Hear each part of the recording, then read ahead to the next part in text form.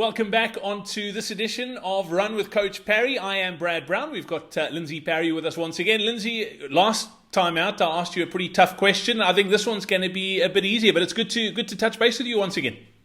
Yeah, no, it's always interesting to chat to you, and it's always my pleasure to engage with the running community. Absolutely. Lindsey, today's question is about breathing. We spoke about stitches last time out, and we've had a couple of questions since then asking about sort of the way to breathe when running. Is there a correct way to breathe? Is there an incorrect way to breathe? Is it a case of going as hard as you can, getting out of breath, and then taking a walk? What's the best way to breathe and to stay comfortable while running? Look, the best way to breathe is undoubtedly to have longer, deeper breaths, more rhythmic breathing. And most people's breathing rate adjusts to the energy demand. And the fitter you are, the more efficient that process becomes. And so, although when you're running really hard, your respiratory rate, in other words, your breathing in and out will increase a lot, there won't be any panting. So the breaths will still be big, and you'll be clearing out most of the capacity of your lungs so that you can take another deep breath in. The problem comes in particularly with less trained athletes, that when they start getting to that point, they actually start to pant. So they breathe rapidly, but it's quite shallow breathing. And that is inefficient because we don't get rid of enough of the carbon dioxide, and we also don't get a good breath of oxygen in. And then you obviously get quite tired quite quickly. And that also relates to the stitches that we were talking about last week, where you are more likely to get cross-bridge fatigue and the diaphragm or the intercostals going into cramp. So we want deep breaths, and the rate at which those breaths are taken are normally determined by the demand for oxygen in the body.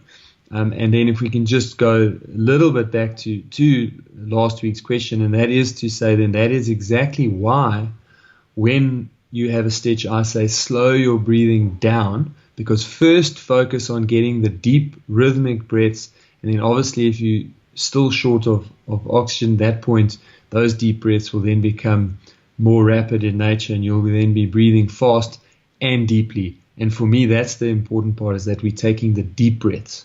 It's not so important about the rate, but they must be deep breaths.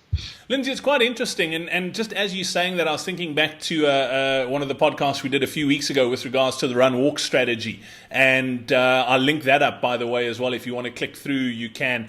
But it's almost a case of getting into a rhythm. And I see it so often with guys who are training for triathlon, same thing with a swim, that they, as you say, they're panting, they get to a point where you can't anymore and you're forced to slow down. It's the same thing with the run walk.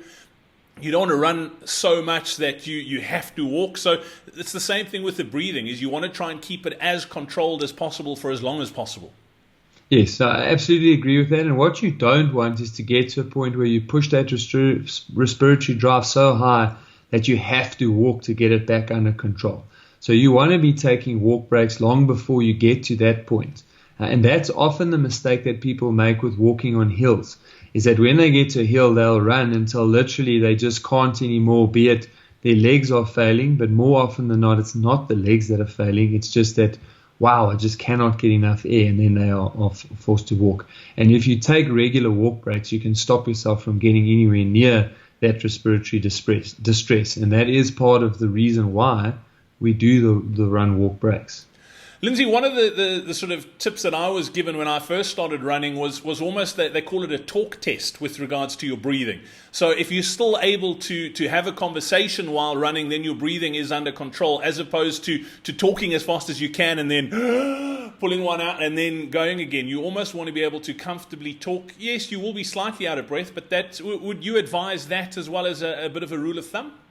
Yeah, so that's actually a good one, and the way you've described it is quite good too. So if you can talk fairly fluently and hold quite a robust conversation, and you don't have to keep stopping your conversation just to get your breath back a little bit and then start again, then you are running easy enough and your breathing is under control. So if you have to, like, say, make one or two comments and then, just give me 30 seconds while I get my breath and then go again, then you've probably pushed yourself too high into respiratory drive, certainly for a training run and certainly for a very long ultra distance type of race.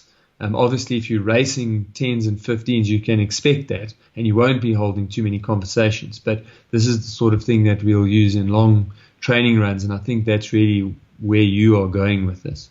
Yeah, and if you are running on your own and having a conversation, the breathing is probably going to be the least of your worries.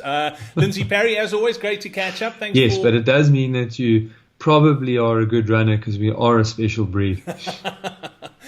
Thank you very much for your time once again. Don't forget, if you have any comments or questions, you can pop them below this post. You can also make sure you subscribe to Run with Coach Parry. Don't miss a single episode. Hit the subscribe button. And if you're looking for a training program, all you need to do is head over to coachparry.com/program. And also, if you're looking for one-on-one coaching, we've got some of the best one-on-one coaching money can buy. Make sure you check it out. That's coachparry.com/training. Until next time, from myself, Brad Brown, it's cheers.